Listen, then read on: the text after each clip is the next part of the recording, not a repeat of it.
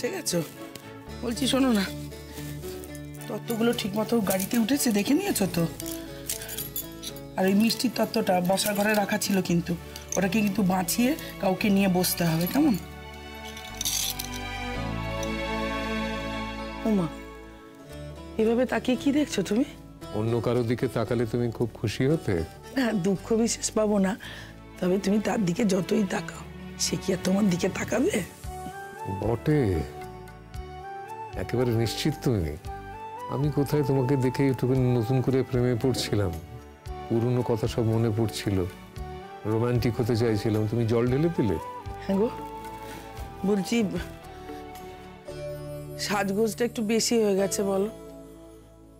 ভাবলাম জানো, দূর কিচ্ছু করবো না, চাই ঘরটা অন্ধকার করে চুপটি করে বসে থাকি। যখন তুমি যাবে ও একটা যা হোক শাড়ি পরে এলোমেলো ভাবে চলে যাব। তারপর ভাবলাম মেঘের এই সুন্দর দিনে ওরই বা মন খারাপটা হতে দেবো কেন বলো? ও আমাকে এরকম এলোমেলো অবস্থায় দেখলে কত কষ্ট পাবে বলো তো? মেয়েটাকে তো সারা জীবন আমি অনেক কিছু থেকে বঞ্চিত করেছি, দিদিভাইয়ের জন্য কিচ্ছু পেতে দিইনি, আজকের দিনে ওর মনে কষ্ট দেব? তাই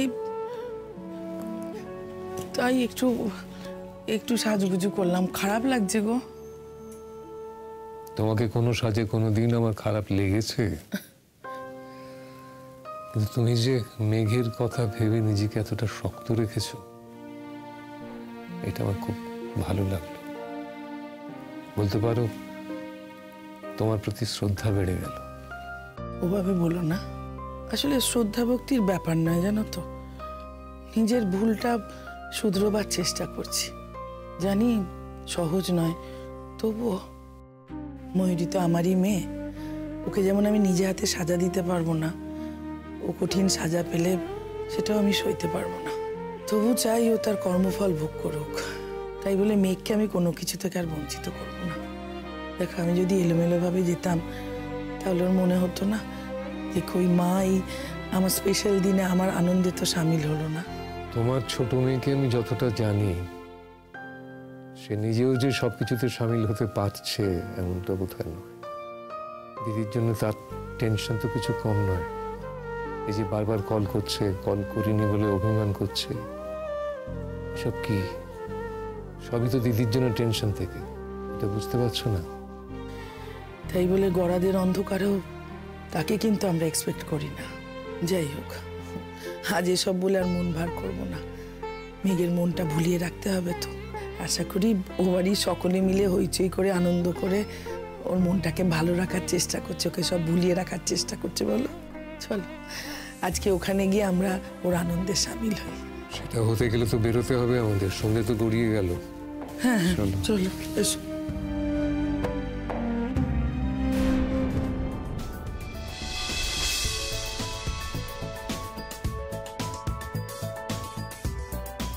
থানা থেকে ফোন করছে। কে? ওসি। কিন্তু এখন কেন?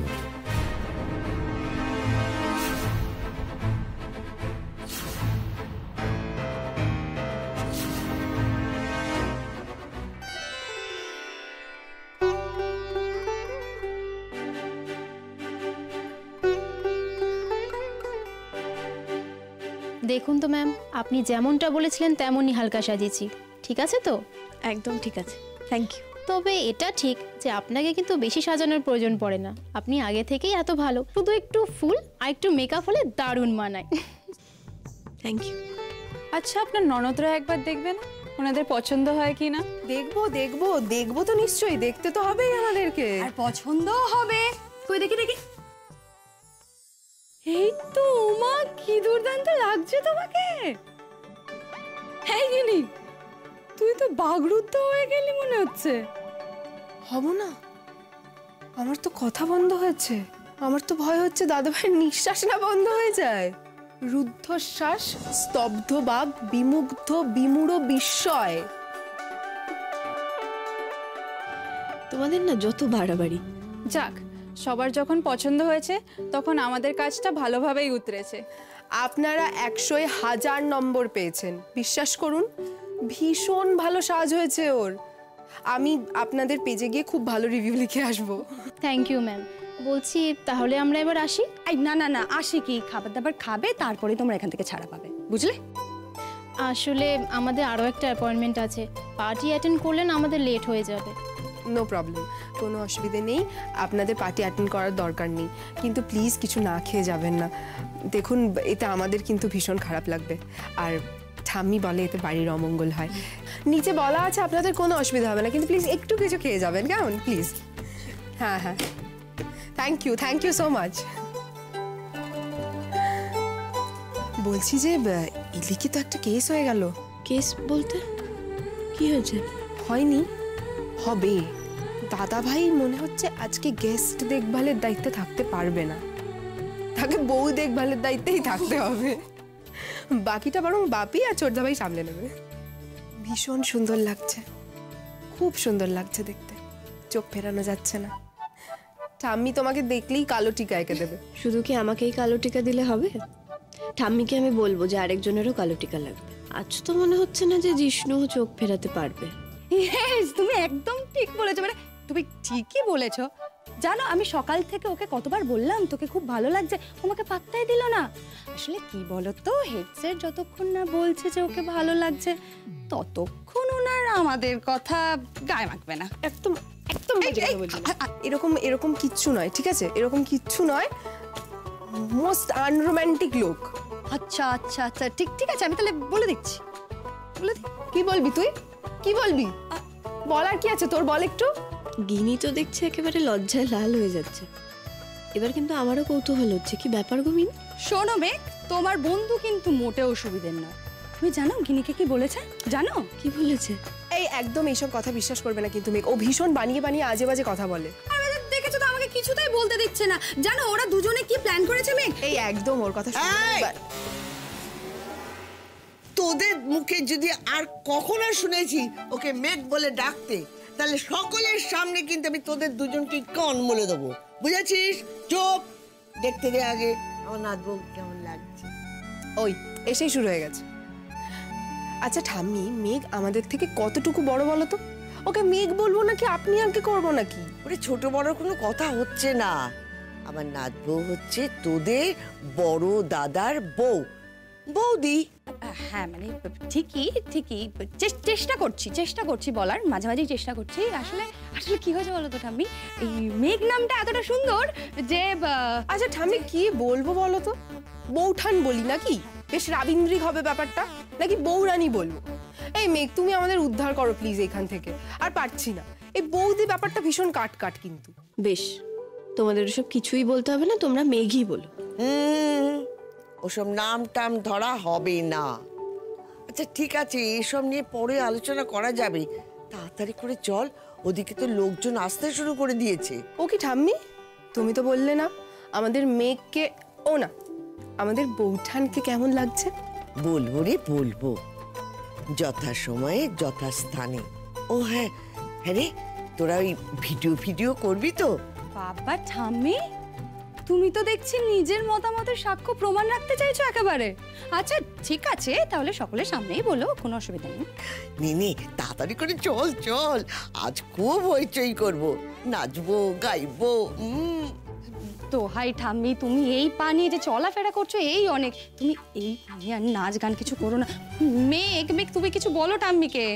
না না, ঠাম্মিকে তো আমি আমার পাশে চুপটি করে বসিয়ে রাখবো, আর নাচানাচি তো সব বাচ্চারা করবে, তাই না ঠাম্মি? নাচবের হুকুম কি অমান্য করার জো আছে আমার? আচ্ছা দাদা ভাই রেডি? ওমা, সে আর বলতে, সে তো অনেকক্ষণ আগেই তৈরি হয়ে গেছে, ওদিকে তো যেতেও দেখলাম। আজ তো ভর্তিতে সাজগোজ অনেক আগেই সারা হয়ে গেছে। ও বাবা, তাহলে তো দাদা ভাই আবার মেঘকে চোখে হারাতে শুরু করে দিয়েছে। চলো চলো নিচে যেতে হবে এক্ষুনি, চলো। আমি তোদের ঠাম্মি, তোদের সামনে দাঁড়িয়ে আছি, তোদের কি লজ্জা শরম বলে কিচ্ছু নেই? ঠাম্মি তুমি এখন আর এসব বলো না। শোনো, 16 বছরে যদি বাবা ছেলে বন্ধু হয়, তাহলে তো 14 বছরে মা মেয়েও বন্ধু, তাই না? আই মেঘ চলো চলো তো। তোমরা এগো, আমি একটা জাস্ট ফোন করেই আসছি। দেরি করিস না, নাচবো, সবাই কিন্তু তোর অপেক্ষাতেই আছে। চল চল চল। এসো। হ্যাঁ,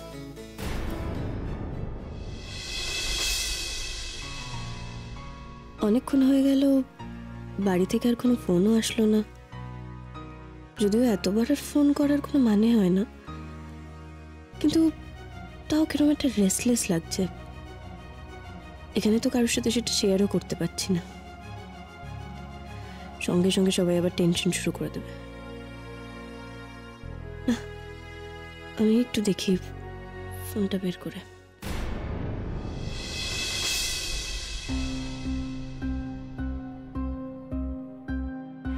তুমি জানো না আমি ঠিক বাইরে আসবো, আমি ঠিক ফিরে আসবো, আসবই। আর যেদিন ফিরে আসবো সেদিন না ওই পরশু রাতে মিস হয়ে যাওয়া গুলিটা নাও মিস হতে পারে।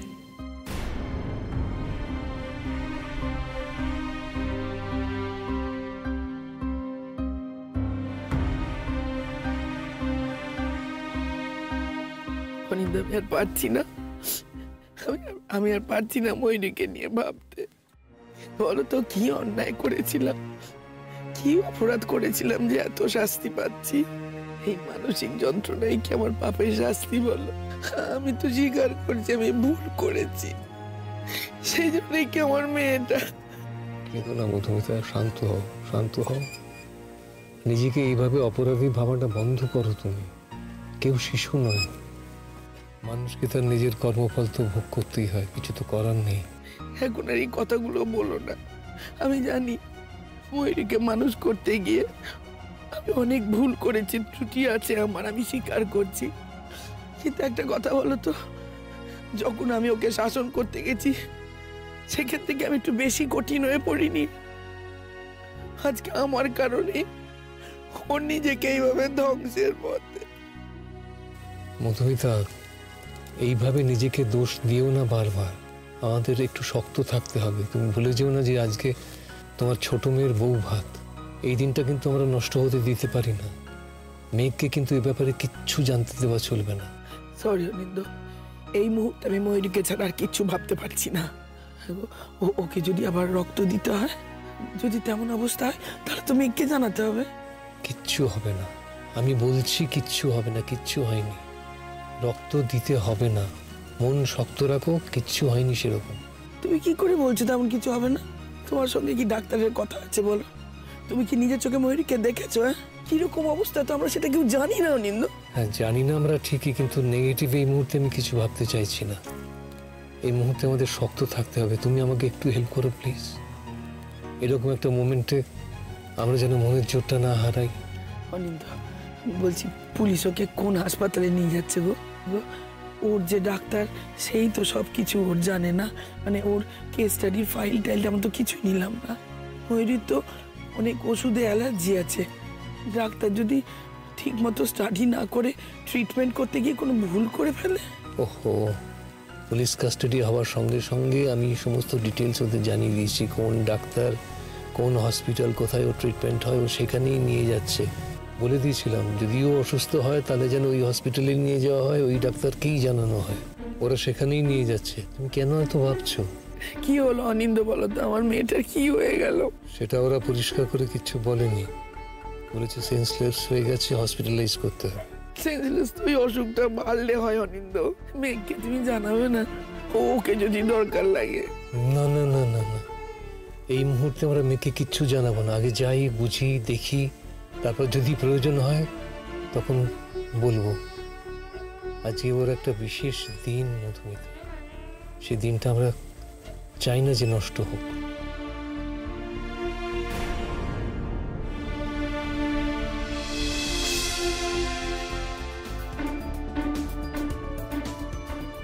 এ কি কি হলো? কে ফোন করছে? মেঘ। এই তো খানিকক্ষণ আগে ওর সঙ্গে কথা হলো। তাহলে ওকে কি হাসপাতাল থেকে কিছু জানিয়েছে? ওদের কাছে তোর নাম্বার আছে, সেরকম জরুরি বুঝেই হয়তো। মাথা কাজ করছে না আমার। এই একটু গাড়িটা দাঁড় করাও তো পাশে।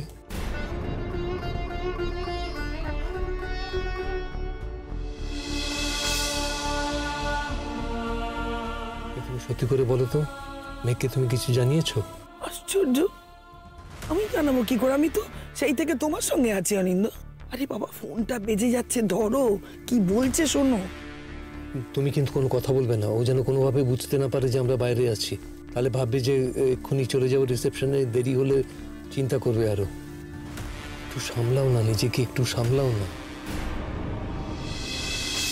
কি হলো?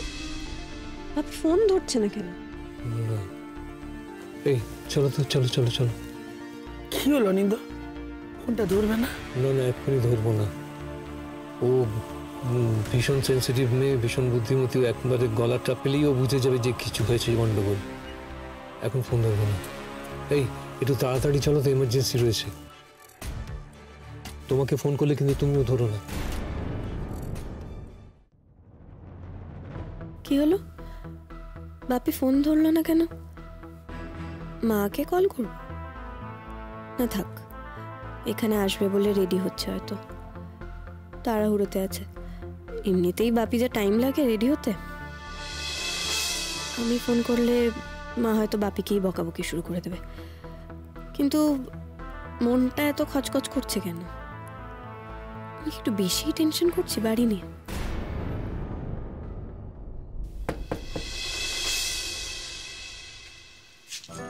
আরে দরজা বন্ধ করছো কেন? তোমার কাছে আসবো বলে। নীল, নীল প্লিজ এখন না। ঠাম্মি আমায় এক্ষুনি বললো রিসেপশনের ওখানে যেতে। কি ব্যাপার বলো তো, তোমার গলায় ইরিটেশন কেন? তুমি ইরিটেট করছো তাই। আমি কোথায় ইরিটেট করলাম? আচ্ছা, আমি নিজের বউয়ের সঙ্গে একটু প্রাইভেটলি কথা বলতে পারি না? নীল, আমার ভালো লাগে না কেউ এসে দেখবে ঘরের দরজা বন্ধ, দেখবে তুমি আর আমি ঘরে একা, সেটা নিয়ে আবার হাসাহাসি হবে, গিনিমিনি সবাই। আমার ভালো লাগে। কিন্তু আমার তো ইচ্ছে হতে পারে আমার বউয়ের সঙ্গে একটু সময় কাটাবার, তাকে একটু ছুঁয়ে দেখার, তাকে আদর করার। আচ্ছা তুমি বলো না, কতদিন হয়ে গেল বলো তো আমরা দুজনে একটু একলা সময় কাটাইনি? অর্থহীনভাবে কোনো কথা বলিনি, অকারণে হেসে উঠিনি। তারপর দুজনের দিকে তাকিয়ে ঘন্টার পর ঘন্টা।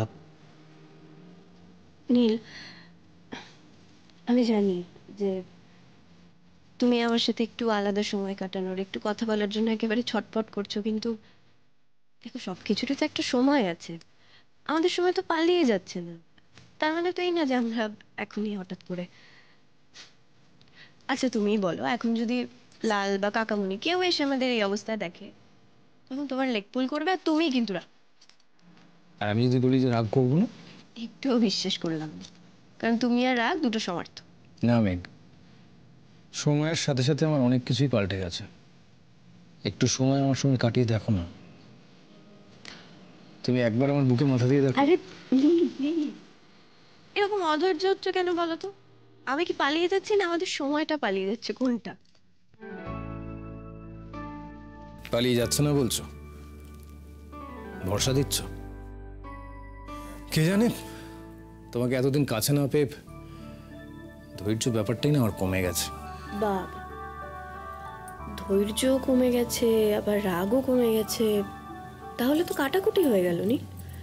একটা খারাপ জিনিস গেছে আর একটা খারাপ অভ্যেস এসেছে। যে টেলিফোন আসার কথা সেই টেলিফোন আসেনি। প্রতীক্ষাতে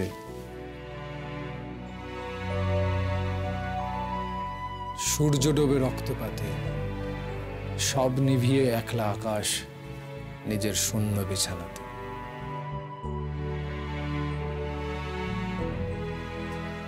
একান্তে যার হাসির কথা হাসেনি, যে টেলিফোন আসার কথা আসেনি।